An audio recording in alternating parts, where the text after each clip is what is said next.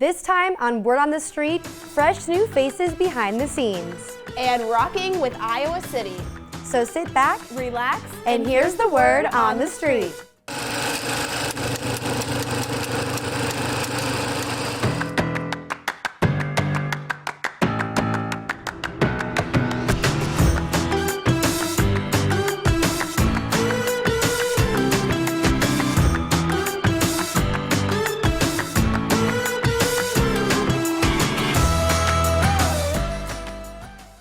Welcome back to another episode of Word on the Street. Your go-to for all things arts and entertainment, both locally and nationally. Now, Hannah, definitely not as busy of a week as last week with the Emmys happening, but it's my favorite time of year on campus. It's homecoming week. Yay! Yeah, no, it's a fun time, and as many of you may notice, our outfits are a little different today. We're trying to show our Hawkeye spirit for homecoming. That's right. Happy homecoming, everybody. And Hannah, this is the last one for you, which is so sad. I know. It's really bittersweet, and I can't believe it. But I do get to come back next year as an alumni and enjoy homecoming, so. Yes, and that's what homecoming's for. It's for the alumni, so then it'll be all about you, and we'll get to celebrate you, and I can't wait to see you. And we have a lot in store with coverage for homecoming events all week long. It's not just on Saturday for the football game. We've got stuff going on all week. It's going to be the whole arts team on deck for this one, so stay tuned to DITV all week to keep up with homecoming. Yeah, but for now, let's start off with some breaking news in the Hollywood world. Monday morning, we got word that Spider-Man star Tom Holland has been injured on set while filming the new Spider-Man movie. That's right. He was filming a stunt in Glasgow, Scotland, and suffered from a head injury. He was diagnosed with a mild concussion and will take a short break from filming, but will hopefully be back at it soon. I mean, he's pretty outspoken about how much he enjoys doing his own stunts and how much he tries to do as much as possible and all the physical training he puts in behind the scenes to be able to do them, so. Yeah, he's definitely dedicated, and I have no worry that he's not going to bounce back from this one. Just a little mild setback for now, but I can't wait to see that movie. But in other news, Jimmy Kimmel is back. Yeah. After a week's suspension, ABC's parent company Disney announced Jimmy Kimmel Live will resume broadcasting. Disney originally pulled the show, quote, indefinitely, just days after Kimmel's comments about Charlie Kirk. Now, Kimmel's return to screen is highly anticipated, and many are eager to hear what he has to say about his suspension. But in more exciting news, the hit Prime show, The Summer I Turned Pretty, held us hostage on Wednesdays for weeks. And after the series finale left us wanting more, acclaimed writer Jenny Han is giving that to us. Yes, I know. I watched The Summer I Turned Pretty every Wednesday with my roommates, and I was so excited when I saw that there's now going to be a movie. And she announced The Summer I Turned Pretty would conclude with a movie during their series finale celebration in Paris. Yeah. And Team Conrad fans are getting the story they deserve with more Belly and Conrad screen time that's so lacked this season. Yeah, but I will just say Jenny knows how to write because the tension kept us in the whole time and wanting more every week, and the release date and the cast have not been released and announced yet, but I'm excited and I just can't wait to see where the story is going to continue from the final satisfaction we got at the end. I don't want to give anything away. I'm so excited. I know that Wednesday held us all captive to our couches, but now there's a new show that has started, and that is Dancing with the Stars, which is every Tuesday, so that gap is a little bit filled in my heart because now we just have something else to watch, and now we have the movie to look forward to as well. Yeah. For sure. Now, happening back in Iowa City, I took a deeper look into the main stage season here in the theater department. This year, the creative side is looking a little bit different, so let's take a look at the shows the MFA students are calling this year's shot. Next to the river on the west side, you see this artistic building, and through the doors, even more inspiring art is created every day. And right now, graduate students are getting ready for their thesis projects, directing a main stage show. In their first year, they will do 2 projects, one each semester, that is working on a new play. One is a gallery and the other one is festival. In their second year, they will do a gallery and festival, but then they do what we call IDF, the Iowa Directors Festival. And that's where they, for once, choose something that's already written or established that speaks to them and their aesthetic, and they direct that. It gives them an opportunity to work with the shop. You direct something, and you're responsible for everyone giving decisions and also hitting deadlines. working within budget and things of that sort. And that prepares them for their thesis. Graduate directors not only get a master's education, but get to actually practice their profession. And at Iowa, this means developing new plays and also putting their own take on some popular favorites. The shows this year are Romeo and Juliet Devised, Argonautica, How to Defend Yourself, Head Over Heels the Musical, and Uncle Vanya. Each director gets to show off their unique talents and perspectives. And so from somebody that comes from a movement and a dance background, aside from a theater background, that conversation between the body and the actor is something that I've really honed in on, and I have Iowa to thank for that. And simulates how to put a live show together in the real world. And it's because I can carry a certain fluency with both actors, designers, production staff. Like, I had been and lived in all those shoes. And in the end, see their work come to life on stage. From the theater building, Hannah Lipski, DITV Arts and Culture.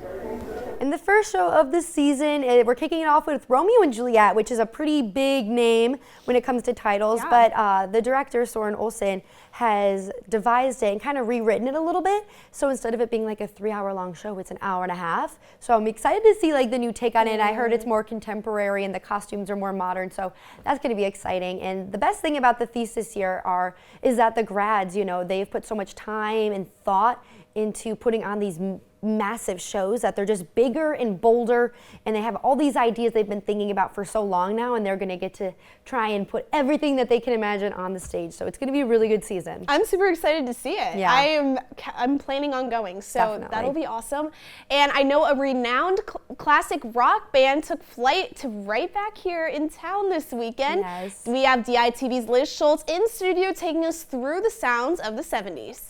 Hannah Grace, thanks. And yeah, I had the amazing opportunity to watch Jefferson Starship perform live here at the Englert Theater. And this is the band's 50th anniversary of the Runaway Tour, which excited so many fans, including myself. And during the show, I heard some of my favorite songs of theirs, including We Built This City, Nothing's Gonna Stop Us Now, and Sarah. And honestly, it was so hard for me to focus on filming and not just sing along and dance. And when I found out they were coming to Iowa City, I jumped at the opportunity to cover it. But even better, I got to meet the band and speak with them one-on-one after the show for an interview. Classic rock legends and millions of fans. Jefferson Starship lights up Iowa City. Fans of all dynamics celebrate the band's 50th anniversary of the Runaway Again tour. It makes me feel good because they're so in tune with their audience, and they just know how to please. Band members David Friedberg and Kathy Richardson took center stage, carrying the band's legacy.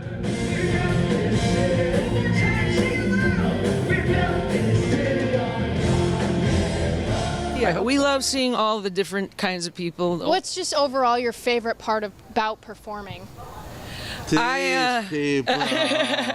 And for fans, Jefferson Starship is more than just a throwback. It's music that shaped generations. Well, I've listened to them my whole life. I mean, you know, from back in the 60s when I was a kid, and 70s, and I got their first album when they became the Jefferson Starship. A long night of performances leaves fans with a piece of the past. Yeah. It was an awesome show, great crowd, and we just want to say we love you. Jefferson Starship loves you. And that legacy will continue on. From the Englert Theater, Liz Schultz, DITV Arts and Culture. And after speaking with the band, they say they're so happy to have brought these throwbacks right here in Iowa City. Hannah Grace, back to you. And as we have all heard, the new Taylor Swift album called The Life of a Showgirl will be dropping on October 3rd, but instead of listening from the comfort of your home, you can actually take a trip to the theaters for a release party. The show is 90 minutes long and will be playing across the country at AMC theaters starting October 3rd through the 5th. Now, this is not Swift's first time hitting the big screen, as her Eras Tour was shown last year in theaters and had the biggest opening for a concert film in history. No surprise there. During the release party, fans will get to see a new music video, behind-the-scenes footage, and Swift's personal reflections on the songs. Although days away, I recommend getting your tickets now before they are sold out. And I am so excited for this album, The Life of a Showgirl. I feel like it's really going to encompass who she is and who she's become in the music industry. I just think it's going to be so good. Yeah, I think the nice thing about Taylor Swift is like you just know you're never going to be disappointed. It's always going to be good, and it's going to be a huge deal, and it's going to break the internet and records, and I'm so excited to see it.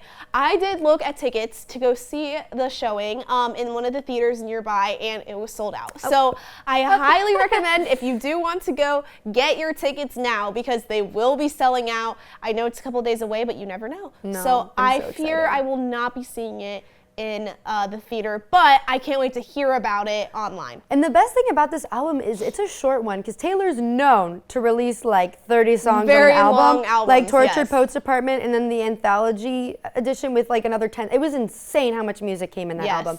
So I'm excited that this one's kind of like just shorter and like I'm just excited to like be able to listen to it in one night and like I have high expectations and I think it's gonna be flashy and showgirly. Maybe a couple of tributes to Travis Kelce in there. Yeah, we'll see. I mean, they're engaged. The Easter eggs. Oh I'm so excited. I am counting down till October 3rd, and I'm sure like everybody else is.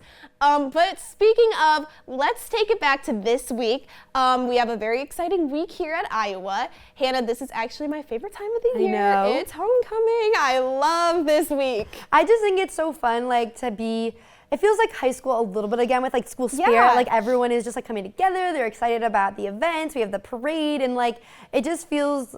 It's just a time where you're like proud to be a Hawkeye and it's just like such like a family feeling. Yeah, it gives me like a chance to really reflect. Like the other day I was thinking just with homecoming, like if I didn't go to Iowa, how different my life would be and everything it's given me. And also my parents went to Iowa, so it's really special because it's homecoming.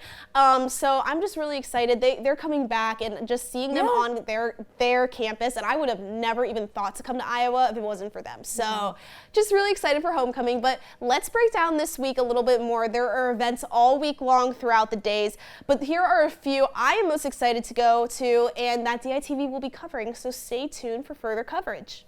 Let's start out on today. We've got the annual block party in Hubbard Park. The block party is a time for students to discover more about the multicultural clubs here on campus. And the block party will be at Hubbard Park, so go check it out on your way to class.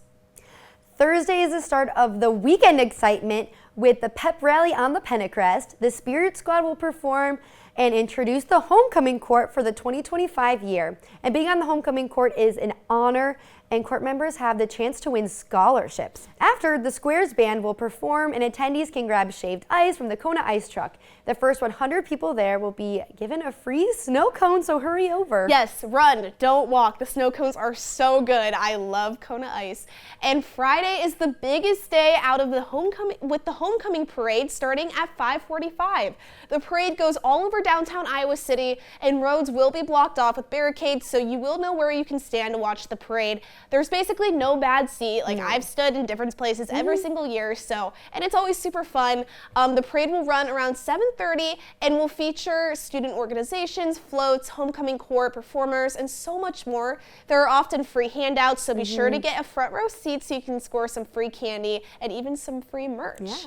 And the fun does not stop there. Be sure to head over to the Pentecrest right after the parade to watch the concerts. The concert starts at 8 p.m. and is featuring Tizo Touchdown this year. It's a completely free event along with all the other homecoming activities, so grab your friends and fill the Pentecrest for a good time and some great music. All homecoming events and details can be found on the homecoming website, so be sure to check that out for more details. That's right, and I know this was a shorter episode, but thank you so much for joining us today on Word on the Street. We will be here every week to give you your entertainment updates. But for now, I'm Grace Lathrop. And I'm Hannah Lipski, and have a wonderful homecoming week, and we'll see you next time on Word on the Street.